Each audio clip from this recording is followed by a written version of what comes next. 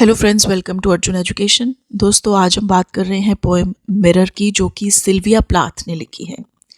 Sylvia Plath एक American poetess और novelist थी और अमेरिका की बहुत प्रोमिनेंट जो राइटर्स हैं उनमें उनका शुमार होता है। ही वॉज बॉर्न इन 1932 और उन्होंने 1963 में सुसाइड कर लिया था। इस तरह से उनकी मौत हुई थी, उन्होंने आत्महत्या कर ली थी। तो उन्होंने लिटरेचर में एक नया एक्सपेरिमेंट किया through writing confessional poetry. Confessional मतलब वो खुद मानती हैं कि जो किया है वो मैंने ही किया है या इसी तरह से किया है। तो ये मोड को कन्फेशनल पोइट्री या कन्फेशनल नॉवल कहा जाता है। इससे पहले इस बारे में बात ज़्यादा नहीं होती थी। तो सिल्विया प्लाथ उन चंद राइटर्स में से एक हैं जिन्होंने साइकोलॉजिकल राइटिंग्स के ज़रिए कन्फेशंस किए हैं अपनी पोइट्री में या फिर अपने और वर्क्स में। तो मिरर एक बहुत ही अच्छी पोएम है जिसमें जो इंटरलॉक्यूटर है, जो नैरेटर है, जो बात कर रहा है, वो मिरर यानी कि शीशा ही है जो एक घर की दीवार पे लगा हुआ है। तो मिरर इसमें ये कहने की कोशिश कर रहा है कि हर इंसान की पर्सनैलिटी के दो पहलू होते हैं, एक इनर और एक आउटर। आउटर अपीयरेंस तो वो है जो हमें नज़र आता है जब हम शीशे में देखते हैं अपने आप को, तो जो वो हमें चीज़ दिखाता है वो आउटर अपीयरेंस है। लेकिन इसके अलावा हमारी एक इनर सेल्फ भी होती है जिसे हर इंसान तमाम उम्र ढूंढता रहता है।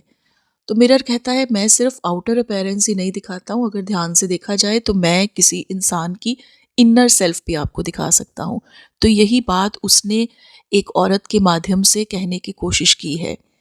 और वो कहता है कि मैं बगैर किसी बायस या जजमेंट के या किसी बगैर पक्षपात के जो भी देखता हूँ वही रिफ्लेक्ट कर देता हूँ।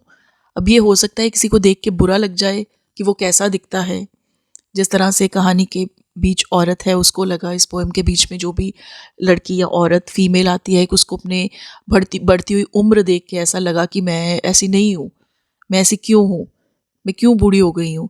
तो ये मिरर ने ये छोटी छोटी बातें जो उस औरत का साइकोलॉजिकल पोर्ट्रेयल पोएम के थ्रू किया है। तो चलिए हम इस पोएम को पढ़ते हैं। I am silver and exact, I have no preconceptions. तो वो पहली बात ही बड़ी डायरेक्ट करता है।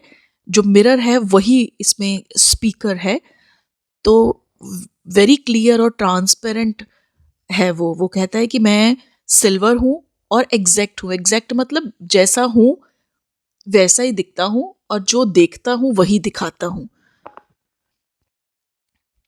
Whatever I see, I swallow immediately, just as it is, unmisted by love or dislike. और जैसा मैं किसी चीज़ को देखता हूँ, whatever I see, जो भी मैं देखता हूँ, मैं एकदम से उसे एब्जॉर्ब कर लेता हूँ। स्वेलो मतलब निगल जाना। उसी वक्त मैं उसे स्वेलो कर लेता हूँ, एब्जॉर्ब कर लेता हूँ, जैसी भी वो चीज़ होती है, और फिर उसको ऐसा ही पेश कर देता हूँ जैसा वो है। अनमिस्टेड बाय लव और डिसलाइक का मतलब है इसमें अगर मैं किसी को अच्छा लगता हूँ तो उसको सुंदर नहीं दिखाता हूँ, या मैं कोई मुझे अच्छा नहीं लगता तो मैं उसकी इमेज बुरी नहीं दिखाता हूँ। जो है वो एग्जैक्ट, उसने कहा आई एम सिल्वर एंड एग्जैक्ट, मैं एग्जैक्ट हूँ, यानी कि मैं बिल्कुल पक्षपात से रहित हूँ। जैसा हूँ मैं वैसा ही, जैसी कोई चीज़ है वैसा ही मैं उसे दिखाने की कोशिश करता हूँ, वैसा ही दिखाता हूँ। I am not cruel, only truthful, the eye of a little god, four-cornered. मैं क्रूअल नहीं हूँ, निर्दयी नहीं हूँ। ओनली ट्रूथफुल, सिर्फ मैं सच बोलता हूँ, सिर्फ मैं सच्चाई बताता हूँ। बिल्कुल उसी तरह जिस तरह से एक भगवान हमेशा सच्चाई बताता है। तो यहाँ पे आईना अपने आप को भगवान की तरह पेश कर रहा है, वो भगवान जिसके चार कोने हैं, क्योंकि वो आईने के चार कोने हैं। Most of the time I meditate on the opposite wall. It is pink with speckles. तो ज़्यादातर मैं सामने वाली दीवार को घूरता रहता हूँ, मेडिटेट करता रहता हूँ, उसके बारे में चिंतन करता रहता हूँ। वो पिंक कलर की है और उस पर धब्बे पड़े हुए हैं, क्योंकि जब आईना जहाँ पे भी लगा हुआ है तो जो भी उसके सामने जो भी है उसके सामने वो उसकी रिफ्लेक्शन दिखाएगा। तो बाय चांस वो एक पिंक वॉल है जो उसके सामने है, तो वो पिंक वॉल जितने भी धब्बे हैं उसमें बिल्कुल इसी तरह से दिखा रहा है उसे। I have looked at it so long, I think it is a part of my heart. मैंने इतनी ज़्यादा देर उस दीवार को देख लिया है कि अब दीवार मुझे अपना ही एक पार्ट लगने लग गई है, जैसे वो मेरा दिल हो। But it flickers, faces and darkness separate us over and over. मगर बीच में कभी कभी मेरे और दीवार के बीच में कभी कभी कोई आ जाता है, तो ये फ्लिकर कर जाती है, ये एक रुकावट पैदा हो जाती है।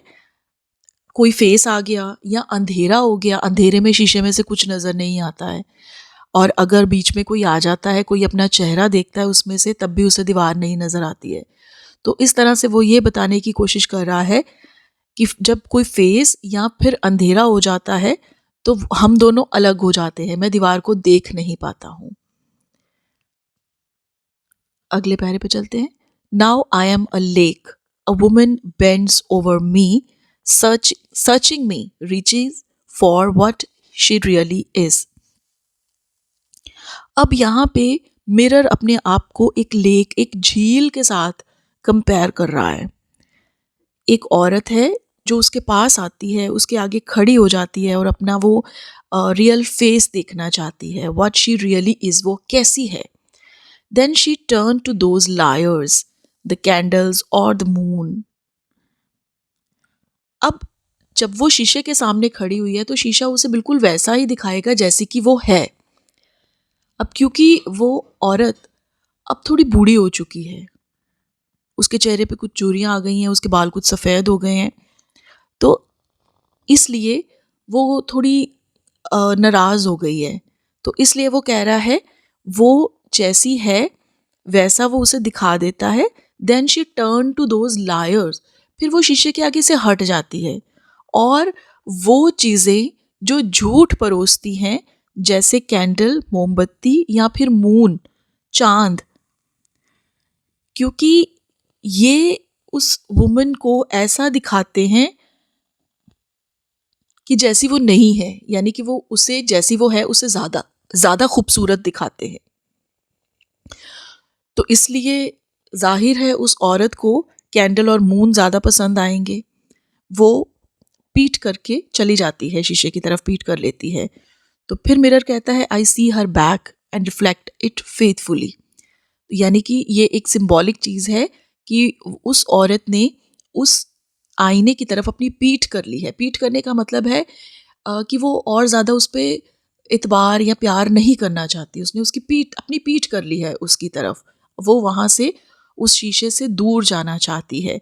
तो वो कहता है कि अगर उसने पीठ भी मुझे दिखाई है तो मैं उस पीठ को भी बड़ी फेथफुली दिखा रहा हूँ, जैसी भी है। अब मैं उसकी पीठ ही दिखा रहा हूँ क्योंकि मैं उसकी पीठ देख रहा हूँ। She rewards me with tears and an agitation of hands. वो बहुत गुस्सा हो जाती है शीशे पर क्योंकि वो उसकी एग्जैक्ट इमेज दिखा रहा है जो उसे नहीं देखनी है। वो इस बात को एक्सेप्ट नहीं करना चाहती है कि वो बूढ़ी हो चुकी है। तो वो रोती है और अपने हाथों से गुस्सा जाहिर करती है कि वो क्यों उसे बूढ़ी दिखा रहा है।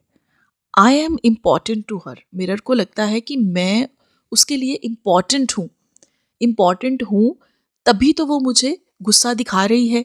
वो बार बार मेरे पास आती है, शी कम्स एंड गोज, वो फिर आती है कि शायद मेरी एग्जैक्ट पर्सनैलिटी जैसी वो सोच रही है कि मैं हूँ वो नज़र आ जाए।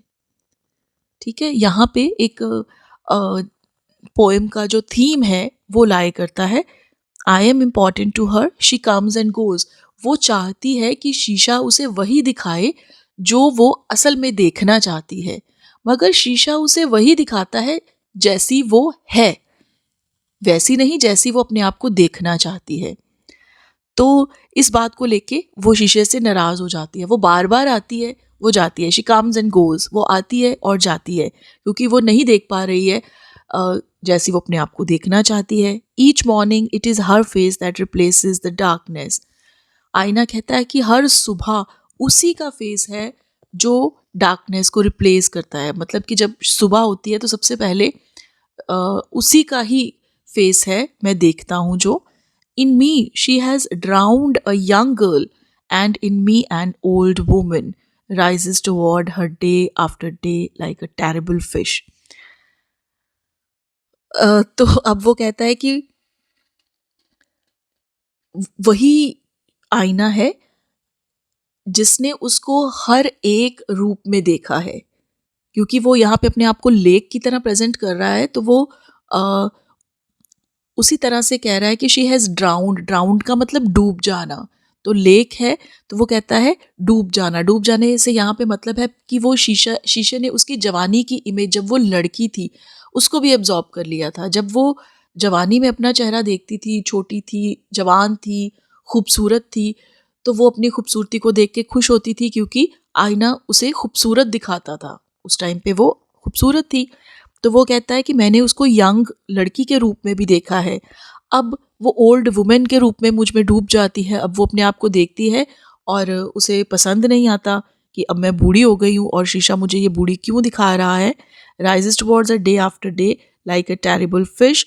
और अब उसे ऐसा लगता है कि मैं डे बाय डे जो बदसूरत होती जा रही हूँ, अपना कंपैरिजन वो अपने आप में एक बहुत भयानक फिश के साथ कर रही है। तो ये एक यहाँ पे मेटाफर का यूज़ किया हुआ है। टेरिबल फिश का मतलब है कोई भी अगली फेस। तो ये मिरर को ऐसा लग रहा है कि औरत अपने दिमाग में ऐसा सोच रही है कि वो एक टेरिबल फिश बहुत अगली सी लग रही है और ये शीशे की वजह से हो रहा है, क्योंकि वो मुझे खूबसूरत नहीं दिखाना चाह रहा। तो एक्चुअली ये जो एक स्प्लिट पर्सनैलिटी है जो हम सब में होती है, तो एक शीशा हमें अपनी ओरिजिनल इमेज दिखाता है, जो हम लगते हैं वैसा नहीं जैसे हम लगना चाहते हैं। उसी औरत की तरह जिसको लगता है कि अब वो ओल्ड हो गई है और उसने अपनी पर्सनालिटी लूज़ कर दी। अब लास्ट में उसे ये रियलाइजेशन होती है कि उसने अपनी पर्सनालिटी लूज़ कर दी है। सो इस तरह से हम कह सकते हैं कि जो पोएम है वो एक साइको एनालिटिकल पोएम है, क्योंकि ये उस औरत की जो पर्सनैलिटी में स्प्लिट है, उसकी रियल सेल्फ में स्प्लिट है, वो दिखाने की कोशिश करता है कि वो अपने आप से रिकनसाइल नहीं कर पाती, समझौता नहीं कर पा रही है, वो इस चीज़ को एक्सेप्ट नहीं कर पा रही है कि she is no more young now. वो अब जवान नहीं है। वो अपने आप को जवान ही समझती है जब तक कि वो अपने आप को शीशे में बूढ़ी नहीं देख लेती, वो तब तक। और जब वो बूढ़ी देख लेती है तो उस चीज़ को एक्सेप्ट नहीं कर पाती, सहन नहीं कर पाती और बार बार शीशा देखती है। उसे लगता है कि शायद कभी ना कभी तो मैं जवान दिखूंगी। तो पोएम में एक एनालिटिकल अप्रोच भी है, साइको एनालिटिकल अप्रोच भी है, जिसमें वो हमें समझाने की कोशिश कर रहा है कि बंदा वही करना चाहता है जो उसके दिमाग में चल रहा है। तो इस तरह से इस पोएम में जो इनर साइकोलॉजिकल फीलिंग्स है उस औरत की, वो भी पोर्ट्रे की गई हैं। तो दोस्तों, ये था हमारा आज का वीडियो। उम्मीद करती हूँ कि आपको ये पोएम समझ में आ गई होगी। And if you have any kind of queries और क्वेश्चंस, आप हमें कमेंट के थ्रू ज़रूर बता सकते हैं। और अगर आपको ये वीडियो अच्छा लगा हो तो प्लीज़ इसे लाइक कीजिए, शेयर कीजिए और हमारे चैनल को सब्सक्राइब कीजिए।